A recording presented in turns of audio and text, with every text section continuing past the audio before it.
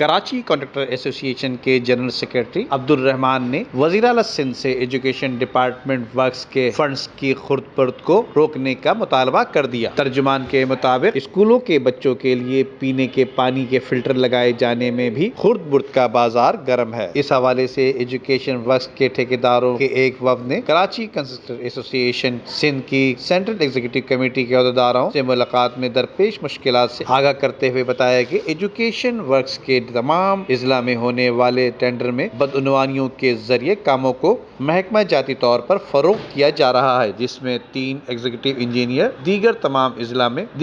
اضلاع میں بھی ملوث پائے جاتے ہیں۔ 30 دسمبر 2020 کو ایک ہی روز میں تمام اضلاع میں 1 ارب 20 کروڑ روپے مالیت کے یہ ٹینڈر طلب کیے گئے۔ ایسوسی ایشن کے مطابق پاکستان انجینئرنگ کونسل میں غیر رجسٹرڈ فرم کو بھی ٹھیکہ ایوارڈ کر دیا گیا، جو کمپنی اس کی اہل ہی نہ تھی۔ تحریری شکایت آتے ہی ایجوکیشن ورکس ضلع سینٹرل میں افسران نے اپنے کرتوت چھپانے شروع کر دیے اور فوری طور سے Sindh public procurement regulatory authority کی ویب سائٹ پر اپلوڈ کردہ BR کو کینسل کر دیا گیا، جو کہ Sindh public procurement regulatory authority کی ویب سائٹ پر ریکارڈ موجود ہے۔ کانٹریکٹر حضرات کا کہنا ہے کہ اس وقت یہ محکمہ ایجوکیشن ڈپارٹمنٹ کرپشن کا گڑھ بن چکا ہے، جو کہ منصوبوں کو کئی سال طول دے کر ریوارڈز کیا جاتا ہے،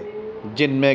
کیڈٹ کالج اور انجینئرنگ کالج گڈاب ان کی کھلی مثال موجود ہے، جس کے لیے اینٹی کرپشن نے ان کالجز کا ریکارڈ طلب کر لیا۔ واضح رہے کہ اس کے علاوہ جسٹس ہانی مسلم کی ہدایت پر بچوں کے لیے پینے کے پانی کے فلٹر لگانے کے فنڈز کو بھی ہڑپ کر لیا گیا، جس پر ایسوسی ایشن کے جنرل سیکرٹری سمیت تمام عہدیداران نے اس کی تحقیقات کرانے کا مطالبہ کر دیا۔ ویڈیو کو لائک کر کے فیس بک اور واٹس ایپ کے ذریعے دوسرے لوگوں کے ساتھ شیئر کیجیے اور ایسی ہی خوبصورت ویڈیوز فیوچر میں حاصل کرنے کے لیے ریڈ بٹن پر کلک کر کے اور بیل آئیکن کو پریس کر کے ہم سب کے سبسکرائبر بننا مت بھولیے۔